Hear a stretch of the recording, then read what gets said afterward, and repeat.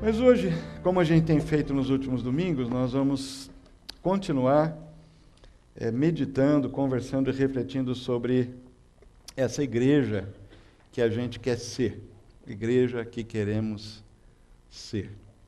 Deixa eu contar uma historinha para vocês, antes de avançar um pouco aqui na reflexão. Quando eu tinha 6 anos, eu sou carioca. Quando eu tinha 6 anos, nada errado comigo, né? Você olhou assim para mim. Mas você sabe que tem mais carioca em São Paulo quase que no Rio de Janeiro, né? Por maneira de dizer. E, enfim, quantos são cariocas aqui? Só de curiosidade. Gente boa, hein? Por favor, respeitem os cariocas. Mas meu pai recebeu um convite e veio trabalhar na cidade de Santos, mais precisamente em Cubatão, na Petrobras. Isso são muito tempo atrás, né? Nos idos dos anos 50. Eu tinha 6, ia completar 7 anos, e eu me lembro que eu ia entrar no primeiro ano primário, isso foi o ano de 57. E nós mudamos para Santos. E eu não preciso dizer para vocês que nessa mesma ocasião, ou momento histórico do nosso país, surgiu um atleta chamado Pelé, né? Ele foi jogar em Santos e começou a estourar, né? A fama, o talento. Um ano depois, foi minha primeira Copa do Mundo, que eu ouvi no rádio, eu tinha 8 anos, mas eu me lembro dos meus tios lá reunidos no dia 29 de junho, que também era o aniversário da minha irmã, esse dia eu não me esqueço, e aquela bagunça lá em casa, era um condomínio, vários dos nossos parentes moravam, era uma rua particular, e lá estávamos nós, ouvindo, mais eles do que eu, o jogo da Copa e a final, aquele era o dia da final da Copa contra o Brasil contra a Suécia, que ele ganhou nós ganhamos de 5-2, foi a nossa primeira Copa. Aquele momento, quer dizer, que o Pelé então se projetou no mundo inteiro pelas coisas que ele fez lá na Suécia, me pegaram e me apaixonaram. Eu vivi em Santos e eu sou um representante legítimo da geração Pelé. Por isso é que hoje nós vamos falar um pouquinho sobre sócios de carteirinha. Cadê a minha carteirinha aí? Por favor, coloca ela lá. Tá bom. Eu acho que essa analogia serve bem para o que a gente vai falar hoje. Eu tive um trabalho muito grande de fazer a cabeça dos meus 3 filhos para serem santistas. Eu só consegui de um, do mais velho, Tiago. O André e a Shayla se tornaram são paulinos. E o meu consolo é que eles também torcem para um time que tem o nome de um dos escritores do Novo Testamento, que é o apóstolo Paulo, São Paulo.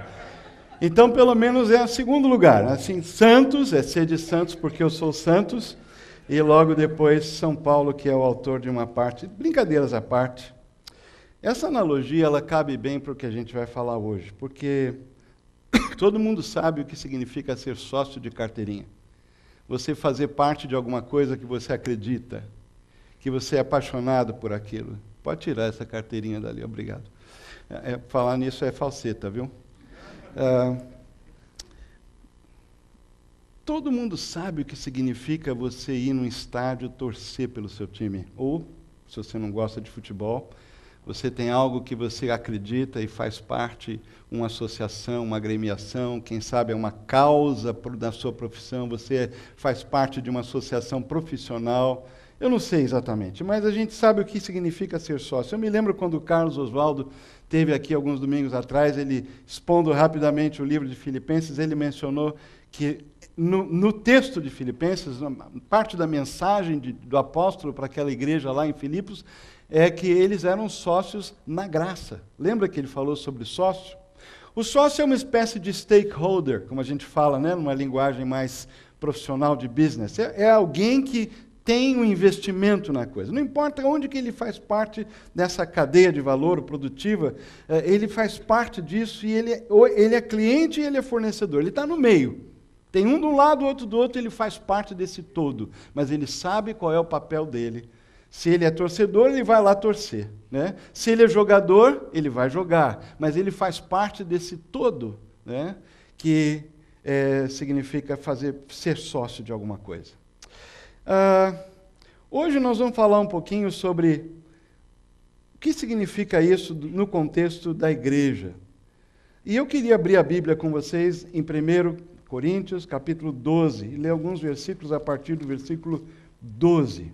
Ora, assim como o corpo é uma unidade, embora tenha muitos membros, e todos os membros, mesmo sendo muitos, formam um só corpo, assim também com respeito a Cristo.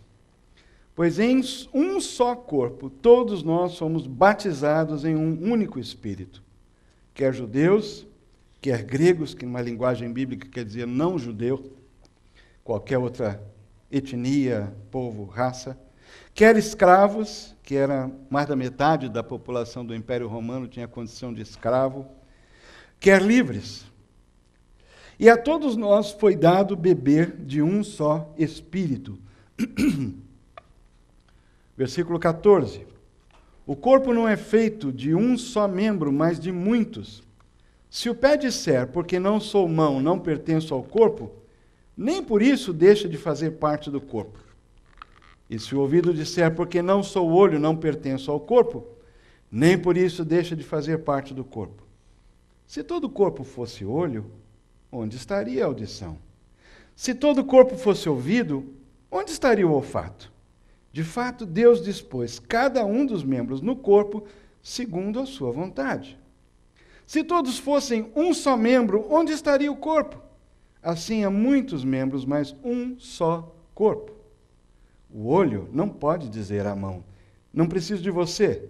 Nem a cabeça pode dizer aos pés, não preciso de vocês. Ao contrário, os membros do corpo que parecem mais fracos são indispensáveis. E os membros que pensamos serem menos honrosos, tratamos com especial honra. E os membros em nós são indecorosos, são tratados com decoro especial. Enquanto os que em nós são decorosos não precisam ser tratados de maneira especial. Mas Deus estruturou o corpo, dando maior honra aos membros que dela tinham falta, a fim de que não haja divisão no corpo, mas sim que todos os membros tenham igual cuidado uns pelos outros. Quando um membro sofre, todos os outros sofrem com ele. Quando um membro é honrado, todos os outros se alegram com ele. Ora, vocês são o corpo de Cristo, e cada um de vocês individualmente é membro desse corpo. Assim, na igreja, Deus estabeleceu, primeiramente, apóstolos, em segundo lugar, profetas, em terceiro lugar, mestres, e depois os que realizam milagres, os que têm dons de curar, os que têm dons de prestar ajuda, os que têm dons de administração e os que falam diversas línguas. São todos apóstolos? São todos profetas? São todos mestres? Têm todos o dom de realizar milagres? Têm todos dons de curar? Falam todos em línguas? Todos interpretam? Entretanto, busquem com dedicação os melhores dons. Esse texto é um texto que provavelmente a maioria de vocês já leu, já ouviu, já conhece. Tudo começa no batismo. Você percebe que quando Paulo, explicando essa questão, no versículo 12, assim como o corpo é uma unidade, embora temos muitos membros, versículo 12, todos os membros, sendo muitos, formam um só corpo, assim também com respeito a Cristo, pois em um só corpo, todos nós fomos batizados em um único Espírito.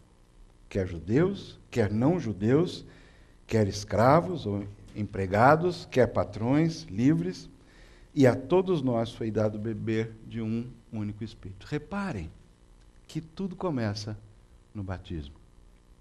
O batismo é, nesse sentido, um momento em que Deus nos coloca, pelo Espírito Santo, em Cristo.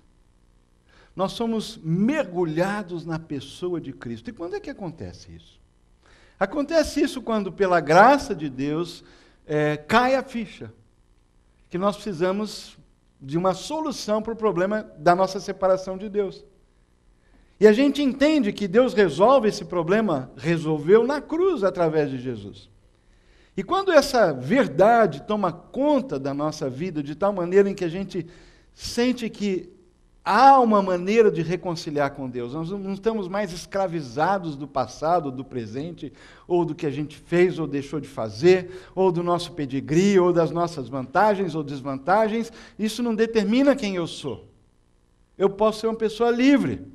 Eu posso experimentar amor e amar, eu ser amado. Eu posso pensar no futuro com esperança. E tudo isso se dá de uma maneira extraordinária quando Cristo passa a fazer parte da nossa vida de uma maneira essencial. A Bíblia chama isso de nós somos batizados nele, pelo Espírito Santo. Nós somos mergulhados na pessoa de Jesus. A gente quase não pensa dessa forma. A palavra batizar, ou batismo, significa um mergulho, uma imersão, ou imergir, mergulhar. E é isso que a Bíblia está dizendo. Começa no batismo, sem haver esse ato soberano de Deus, de graça, de misericórdia, nos inserindo em Jesus, nos colocando nele, na pessoa dele, e isso é algo espiritual. Porque, obviamente, dois corpos não podem ocupar o mesmo lugar, o mesmo espaço. Então, nós estamos falando de algo espiritual. Nós estamos falando de algo que só o ser humano pode experimentar. Só o ser humano pode receber a capacidade de ser chamado ou de ser feito filho de Deus. Só. E isso só acontece em Cristo. É isso que a Bíblia chama de batismo.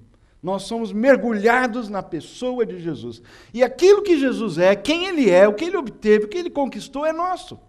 Perdão, salvação, santificação, purificação, adoção, regeneração, tudo isso nós temos em Cristo.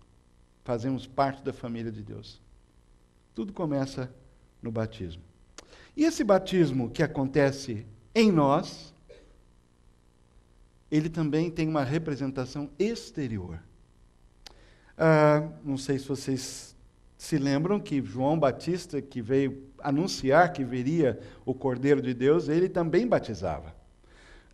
O ritual do batismo, ele já era praticado como um ritual de purificação, não era algo novo. As pessoas iam até o Jordão e João pregava, olha, se arrependam, o reino de Deus está próximo.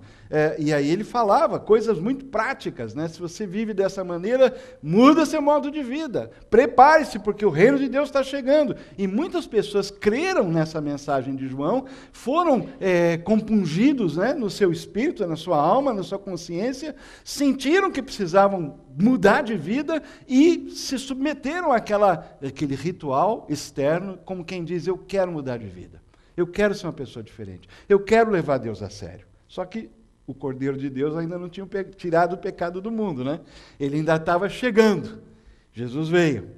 E, imediatamente, então, quando ele vem, ele gasta aquele tempo com os discípulos, mas chega o momento dele cumprir o papel dele, que é ser o Cordeiro de Deus que tira o pecado do mundo, de ir para a cruz, de morrer no meu e no seu lugar. E antes de fazer isso, ele tem uma conversa muito direta e franca com os seus seguidores, especialmente os 12. E ele fala para esses 12, que na realidade estão sendo preparados para continuar a obra que ele começou. Olha, o que eu comecei, vocês vão continuar. O Espírito Santo vem, e quando ele vier, vocês vão aprender um monte de coisa que eu nem tenho condição de ensinar, porque vocês não estão prontos para ouvir, e ele vai continuar o que eu comecei. E ele vai dar poder para vocês, ele vai energizar vocês, ele vai levar vocês para o mundo inteiro para serem minhas testemunhas. E ele diz o seguinte: isso vocês vão fazer começando por Jerusalém, toda a Judéia e Samaria até os confins da terra. E vocês então vão pelo mundo afora fazer discípulos ou seguidores de Jesus.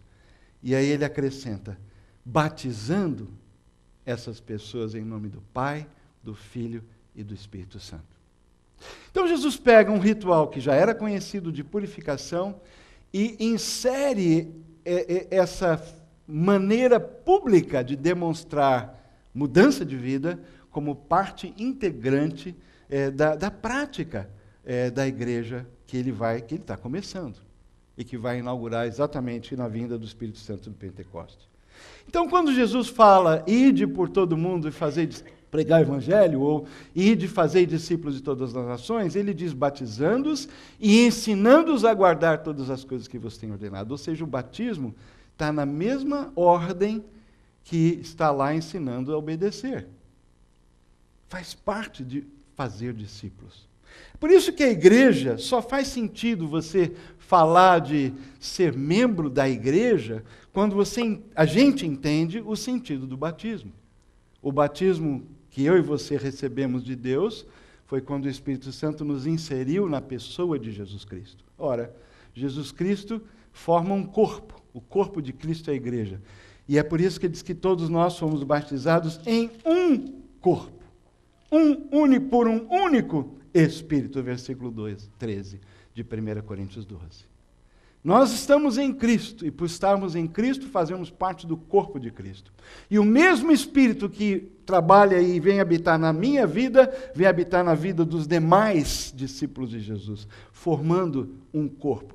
É uma entidade nesse sentido, é um organismo espiritual, o corpo de Cristo.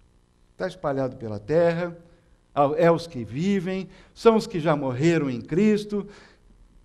Todo mundo faz parte desse organismo vivo chamado corpo de Cristo, que é, em outras palavras, a igreja. Então, o batismo é uma ordem do Senhor. E tudo começa por ele.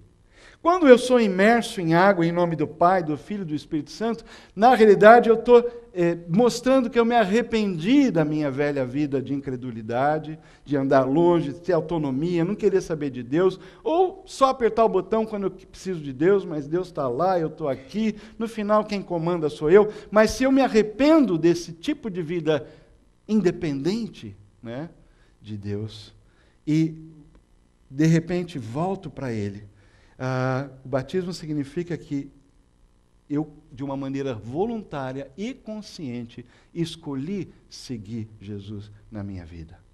E é isso que a gente faz quando a gente é batizado. É por isso que nós cremos e praticamos o batismo voluntário. O batismo que acontece com alguém que escolhe ser batizado, que declara e professa publicamente a sua fé em Cristo. Nós não praticamos o batismo infantil aqui, de bebês. A gente apresenta, dedica, ora pelas crianças e agradecemos a Deus porque nós sabemos que os filhos são herança de Deus. Nós dedicamos os nossos filhos ao Senhor. Mas batismo, propriamente falando, é algo que nós praticamos quando a pessoa voluntariamente, na sua consciência, declara: eu sou discípulo de Jesus. Eu aceito o Senhor Jesus como meu Salvador, como meu Senhor, eu quero segui-lo. E ela faz isso de uma forma consciente e voluntária. Olha, um bebê não pode fazer isso de uma forma consciente e voluntária. Então, o batismo, como ato, simboliza sepultamento e purificação. Em Romanos 6, nós entendemos que há uma comparação desse ato de estar mergulhado e depois sair das águas como uma analogia de ser sepultado e ressuscitar com Cristo, como se nós estivéssemos em Cristo quando Ele foi morto, sepultado e ressuscitou. É um simbolismo muito importante, ele não é algo leve, suave e religioso, não. É a essência de o que acontece conosco. Morrer para a velha vida e iniciar uma nova vida em Cristo. É isso que significa o batismo. E a questão da purificação, porque a água é um meio de purificação, de limpeza. Então nós estamos, naquele momento, dizendo ou participando de algo que significa que de hoje em diante eu quero viver limpo da poluição, do domínio, do poder do pecado na minha vida. É isso que o batismo simboliza. E por último, como nós já vimos, é um sinal de pertencimento ao novo povo de Deus.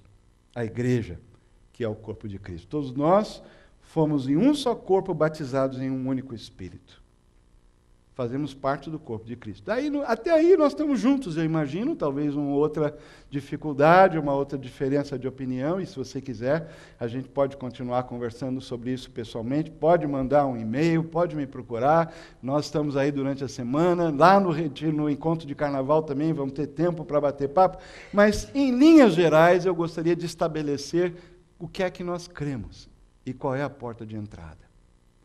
Não faz sentido eu ser membro de uma igreja como a CB Moema sem fazer parte do corpo de Cristo. Começa fazendo parte de Cristo, do seu corpo. E eu posso fazer parte do corpo de Cristo e da igreja, nesse sentido, corpo de Cristo, organismo espiritual, sem necessariamente ser parte da CB Moema. Então, a pergunta é, se eu já estou no corpo de Cristo, por que tornar-me membro? Por quê? Por que eu preciso me tornar membro se eu já faço parte do corpo de Cristo? Manifesta o compromisso com o projeto da igreja. Aliás, Fernando, há pouco, quando falou sobre tornar-se o processo de membresia, ele mencionou isso. Possibilita a liderança saber exatamente quantos somos e qual é o nosso perfil. Promove coesão e noção de pertencimento. Somos parte de uma família, de uma causa maior que nós mesmos. Habilita a participar de decisões que envolvem aspectos jurídicos e organizacionais, tais como contratação de pastores, aquisição e alienação de patrimônio, alteração de estatuto, etc. Isso já está lá. Mas eu gostaria de gastar o resto do nosso tempo com vocês pensando um pouquinho, porque aqui você tem razões muito pragmáticas, né? As leis do nosso país requerem que, quando a gente se torna uma igreja organizada, que a gente esteja de acordo com o Código Civil, que a gente funcione dentro das leis do país. Nós vamos ter que ter uma organização juridicamente aceita, né, regular, financeiramente responsável, nós vamos prestar contas, a gente tem relatório, a gente tem organização, a gente decide certas coisas, enfim, esse é um aspecto prático da organização. Mas eu gostaria hoje de terminar o nosso tempo, os próximos minutos, falando um pouquinho sobre esse negócio do compromisso. Será que a Bíblia tem alguma coisa que reforça o conceito de que, se eu faço parte do corpo de Cristo, no sentido do organismo espiritual universal, eu devo fazer também parte, me comprometer com uma parte desse organismo local? Será que isso é algo recomendado, ensinado pelas Escrituras? Ou eu posso ser simplesmente, como tanta gente faz hoje, viver no mundo da igreja descartável, né? Eu uso, e quando não me serve mais, eu descarto e vou para outra. Eu uso durante um tempo, quando não serve mais, eu estou, me desgostei de alguma coisa, eu vou para outra. Nós estamos vivendo na época do descartável. E tudo que tem a ver com compromisso, com longevidade, com fidelidade, com continuidade, nos arrepia. Será que a Bíblia tem alguma coisa para falar sobre isso? Olha, por que tornar-me membro? Deixa eu começar dizendo que porque fazer parte do corpo implica em agir como um dos membros desse corpo. Quando a gente leu 1 Coríntios 12, agora há pouco, nós vimos que os membros só fazem a sua parte em relação aos demais. Um membro sozinho não é corpo. E um membro não pode prescindir ou descartar o outro, porque ele precisa do outro. Os olhos não podem dizer aos pés, o olho não pode dizer aos pés, não preciso de vocês. Ou a mão não pode dizer, já que eu não sou olho, então não sou do corpo. Não. Cada membro tem um papel.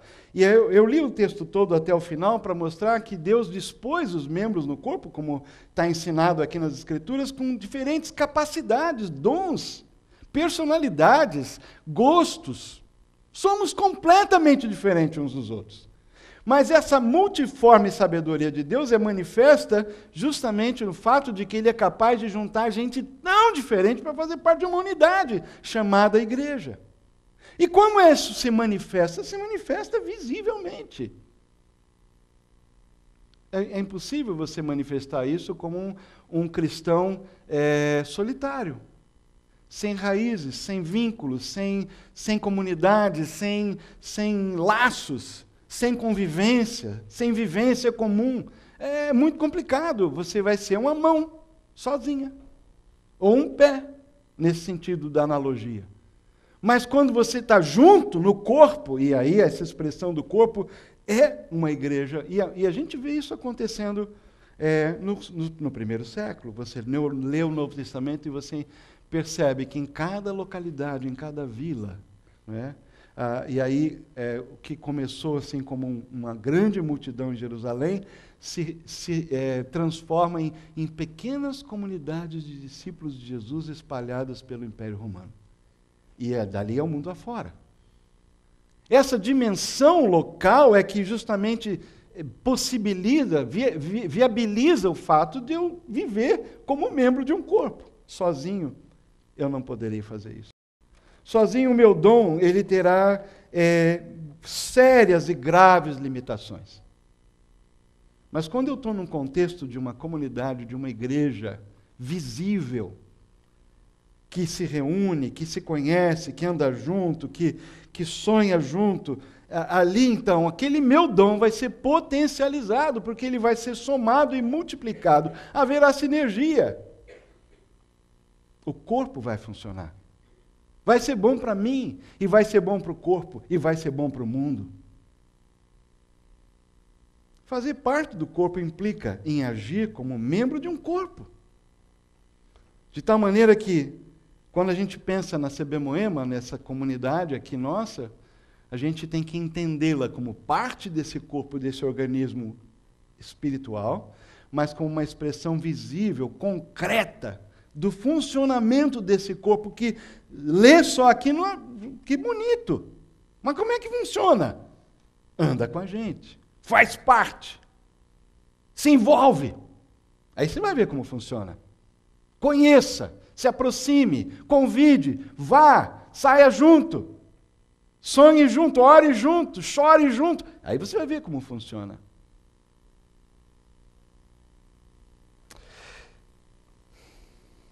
Por que tornar-me membro? Uma outra passagem que me chama muito a atenção está lá em Hebreus, no capítulo 10.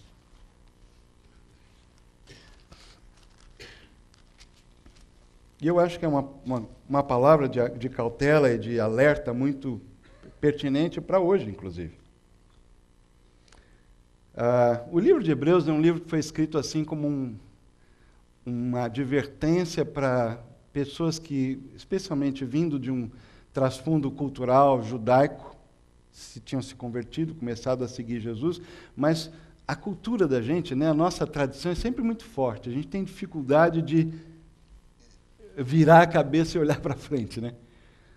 E volta e meia a gente tem uma recaída, né? A gente tem dificuldade, né, nesse sentido.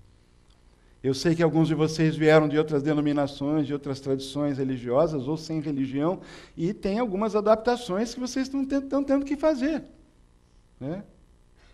Agora, a coisa boa disso é que você já percebeu que todo ser humano é altamente adaptável, né? Não é? Porque eu imagino que alguns de vocês, num culto como esse, estavam bem mais animados do que aqui hoje, né? Fazendo um pouco mais de barulho, um pouco mais de entusiasmo, né?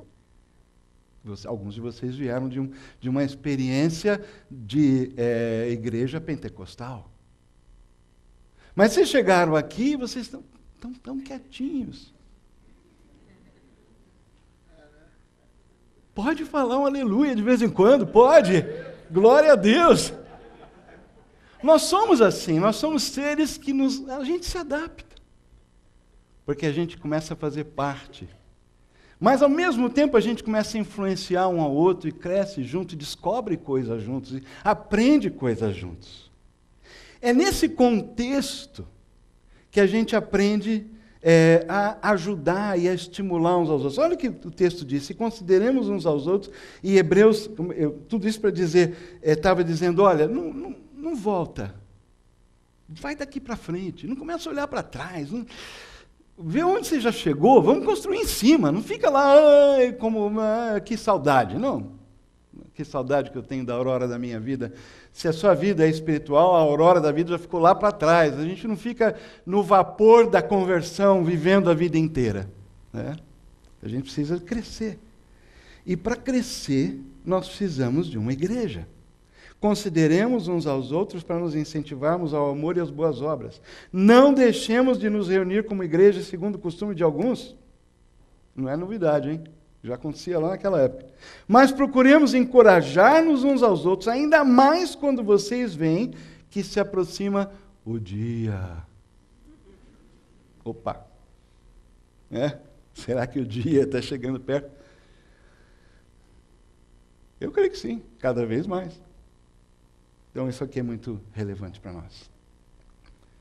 É na igreja, nesse contexto de comunidade, que eu sou estimulado a amar e a servir sem jogar a toalha. Porque essa é a minha tendência. A Cláudia sabe. Eu tenho os meus dias. Esses momentos passam rápido, mas eu tenho. E ela também tem os dias dela. E nós temos os nossos dias. Se nós estivéssemos praticando mais isso, e muitas outras passagens do Novo Testamento, a quantidade de... Tem um livro do Jaime Kemp, que é um estudo de uns aos outros. A Yara vai gostar de eu falar isso. Né? É um livro muito antigo, ele faz uma série de estudos sobre a mutualidade. Todas as expressões uns aos outros, ou uns com os outros, mutuamente, do Novo Testamento, são muitas. Muitas. Essa mutualidade, ela só pode se expressar num contexto de vida junto, vida em comum. Como é que você vai um ao outro sozinho? Não faz sentido. E nós fazemos isso em todas as horas. Alguns meses, já faz mais do que um mês isso, a gente orou aqui pelo Rodemark, o Rode. Lembra-se? Filho da Marlene, irmão da Roselês. Depois nós ouvimos que ele saiu do hospital, ele que estava vivendo já um período longo de doença crônica. E nós nos alegramos com isso. Passado algum tempo, Deus o chamou. Faz algum tempo. 2 semanas atrás a gente estava no culto memorial. E foi tão incrível ver, né, na tristeza, e era real, porque ele era uma pessoa extremamente amada e extremamente amável, ele amava as pessoas, deixou uma marca muito boa em casa e fora de casa. Mas lá naquele momento de tristeza estava todo mundo junto, chorando também, a perda. E numa hora como essa, às vezes a gente pergunta, mas por quê? Né? No auge, 39 anos, no auge, né, 49, perdão, diminuí 10 anos. 49 anos, no auge do potencial, uma pessoa de tantos talentos. Por quê? Às vezes nós sozinhos, nós não temos a força emocional e mental para sozinhos ultrapassarmos esse tipo de coisa. E é por isso que chega alguém do lado, chega alguém do outro, alguém liga, ou abraça, fica quietinho do lado, não precisa falar nada. Abraça, chora junto. É nesse contexto que a gente é estimulado a continuar apesar de tudo que a gente enfrenta. E perseverar, amando, servindo e continuar. Precisamos uns dos outros. Isso é impossível acontecer se eu sou uma pessoa que estou vagando no espaço sideral do organismo espiritual chamado Corpo de Cristo Universal. Não vai dar certo. Por que tornar-me membro? Porque é na igreja que eu aprendo a obedecer a Cristo e sou pastoreado. Agora, eu vou aqui me expor um pouco. Porque a Bíblia fala algumas coisas e, como a gente está começando, a gente precisa ensinar o que a Bíblia diz, né? E no 1 Tessalonicenses, nessas instruções que estavam sendo dadas às igrejas novas, né, tudo era novo naquela época. Hoje a gente tem 2000 anos de tradição, de ensino, de experiência, de história, tem tanta coisa que a gente pode aprender. Para eles era tudo novo. Então, nessa igreja que funcionava lá na cidade, esse grupinho de crentes lá em Tessalônica, o que o apóstolo estava escrevendo? Ele diz o seguinte: agora lhes pedimos, irmãos, que tenham consideração para os que se esforçam no trabalho entre vocês, que os lideram no Senhor e os aconselham. Tenham-no na mais alta estima com amor por causa do trabalho deles. É interessante porque a criança, agora fazendo a analogia da família, a criança precisa de modelo. Ela, no momento da vida, ela não sabe discernir o que é perigoso e o que é seguro. É o pai e a mãe que vai colocar limites para a criança. E ela, à medida em que ela vai crescendo, ela vai tendo experiência de dor, a própria experiência, e também alguma coisa ela vai aprender por ver o que acontece na vida dos pais e dos adultos e do mundo no qual ela vai crescer. Mas é um aprendizado dessa forma. Na igreja, da mesma forma. E Deus colocou na igreja líderes espirituais, pessoas, pastores, que têm a grande tarefa, a grande responsabilidade de ser um jogador, né, do time, mas alguém que vai mostrar o caminho. Não com perfeição, mas com dedicação e separado para isso. Alguém que vai treinar, alguém que vai equipar, alguém que vai consertar, que vai com a rede, a palavra equipar significa consertar, remendar. Alguém que vai pastorear, cuidar, atender às necessidades espirituais, pessoais. E isso é feito junto. É impossível a gente pastorear se não houver desejo de ser pastoreado. Ninguém pastoreia ninguém que não quer ser pastoreado. Eu não posso me aproximar de alguém que não quer que eu chegue perto. Está claro? Eu posso chegar para você, querer saber um pouco mais da sua vida e você levantar um muro. Pronto, aí não tem jeito. Mas a igreja é um ambiente no qual nós vamos aprender a fazer isso junto, porque eu estou aprendendo a pastorear na medida em que a igreja aprende a ser pastoreada. E há vários níveis de pastoreio. Porque talvez você tenha 1, 2, 3 pastores gerais, mas vários de vocês também foram chamados para cuidar de gente. Tem um dom para isso, para chegar ao lado, para estar junto, para encorajar, para ajudar a crescer, para estar do lado, para ensinar, para corrigir. Tem vários aqui com esse dom, com essa capacidade que Deus deu.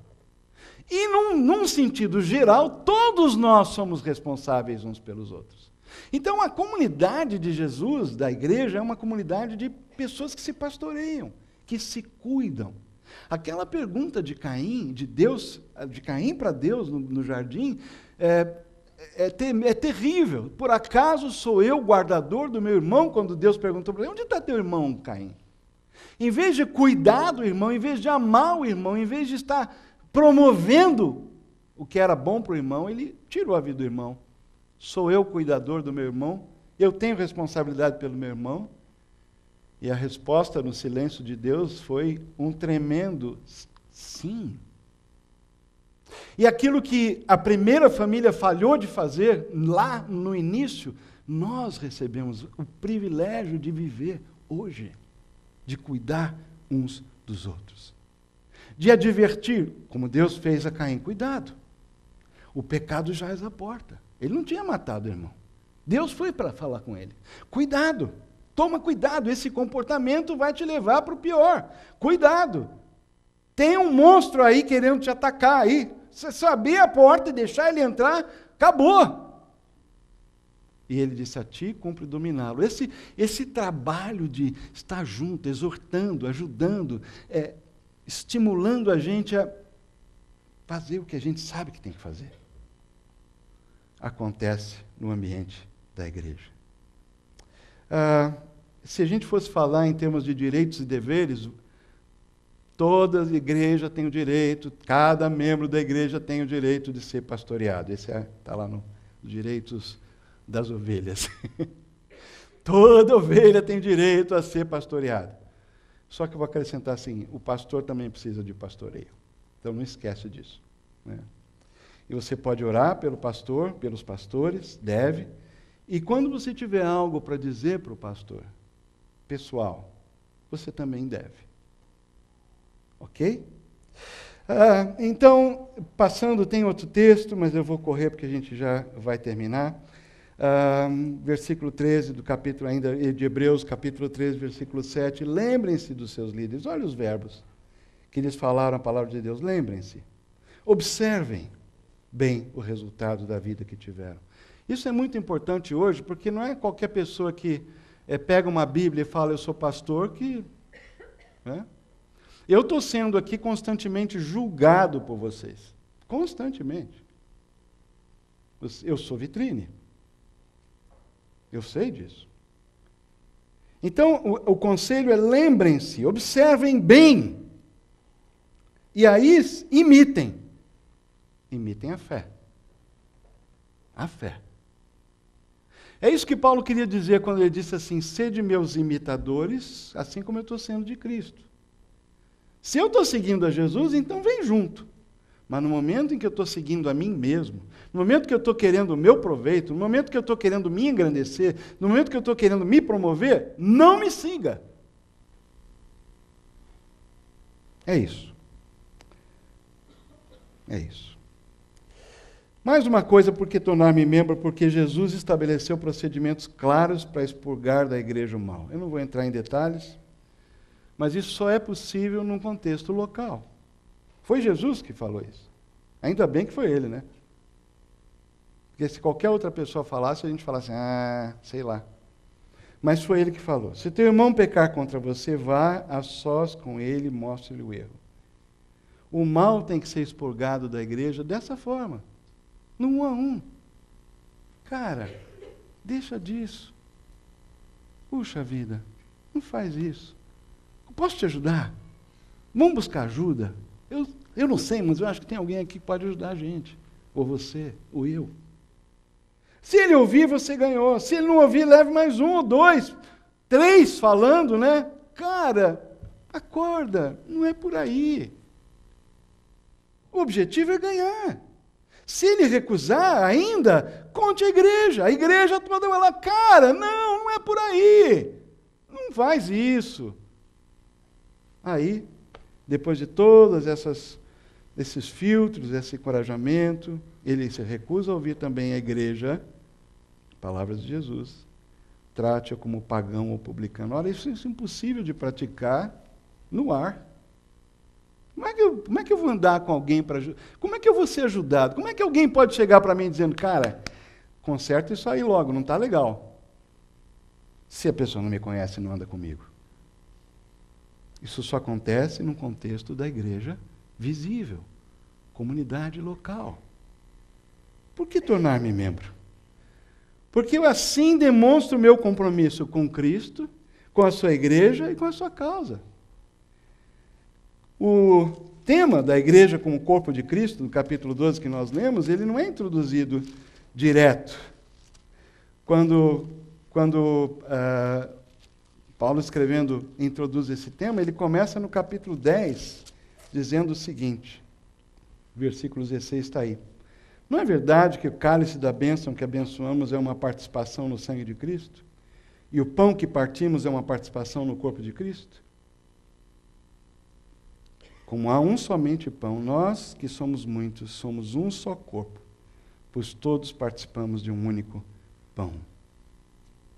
Compromisso com Cristo, com seu sangue, seu corpo, ou seja, a sua morte, sua ressurreição, aquilo que ele fez na cruz e nos salvou.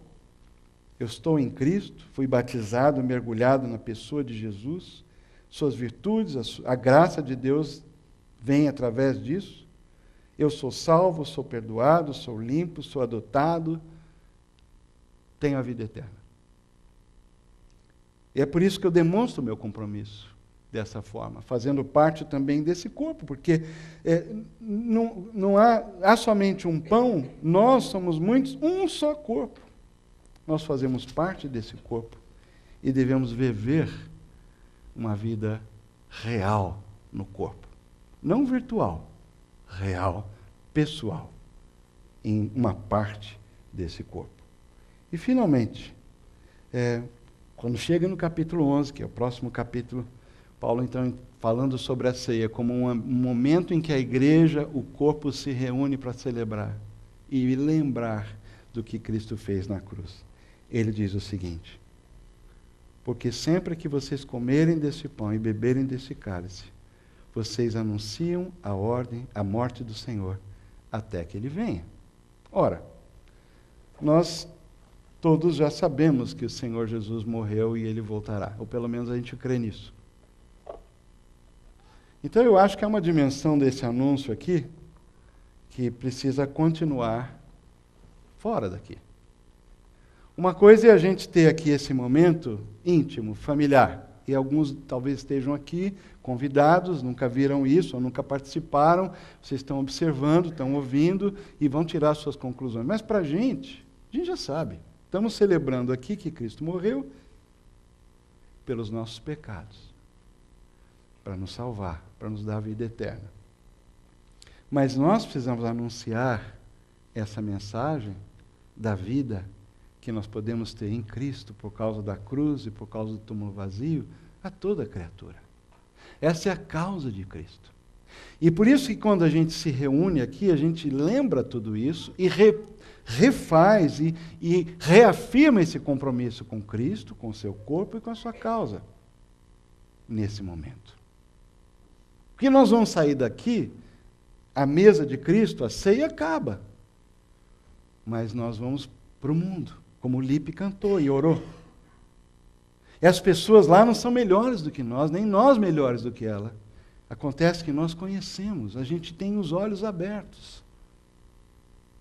E é por isso que nós temos uma causa. E essa causa é nossa, como comunidade batista em Moema. Não é minha só.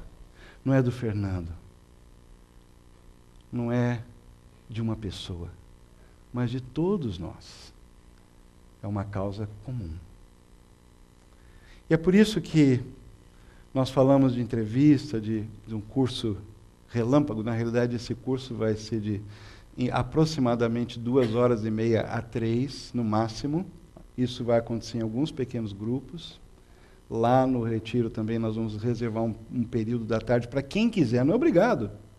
Mas se você quiser fazer parte, e também de uma forma especial, fazer parte dos membros fundadores da CB Moema, vai haver aí várias ocasiões para você poder fazer parte desse curso, para você saber exatamente onde você está pondo o pé, para onde a gente está indo, o que é a gente estar junto, por que a gente está querendo ficar junto e continuar dessa maneira. Qual é a missão e a visão que nós temos para a nossa região, para São Paulo, para essa comunidade. É isso que nós vamos conversar. A entrevista não precisa ser antes, pode ser depois, quer dizer, não tem ordem. A entrevista é para a gente ouvir de você o seu testemunho, né, o seu desejo, aquilo que o Fernando falou. A gente se conhecer um pouquinho melhor. Por quê? Porque nós cremos que é importante fazer parte da CB Moema como membro. Porque é dessa forma que a gente expressa compromisso. De uma maneira prática, real, com Cristo, com seu corpo e com a causa dele. Senhor, ajuda-nos a entender essas verdades e praticá-las. Muita informação. Então eu peço que o Senhor filtre e aplique da maneira como o Senhor bem entender essa palavra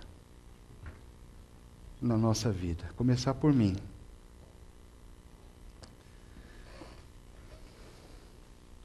E, Senhor, se há alguém entre nós hoje que ainda não foi mergulhado, não foi inserido na pessoa de Jesus pelo Espírito Santo, mas que nessa hora entende e deseja fazer parte da vida de Jesus, do corpo de Jesus, da igreja, ser adotado na família, fazer parte dessa comunidade que vem há 2000 anos, em cada geração, se multiplicando, se renovando, aguardando com essa esperança incrível o dia em que Cristo vai voltar, até que Ele volte. Se há alguém aqui, Senhor, desejando isso, eu peço que nessa hora, enquanto nós vamos participar da ceia, do cálice e do pão, que esse seja um momento para, quem sabe, essa mulher, esse homem, esse jovem, essa moça, essa criança, adolescente, não sei, ou idoso ou idosa. Dizer para o Senhor: eu quero fazer parte. Eu creio que Jesus é o meu Salvador. Eu quero receber o presente da salvação em Cristo. Quero entender o que significa viver essa vida. E quero começar isso hoje.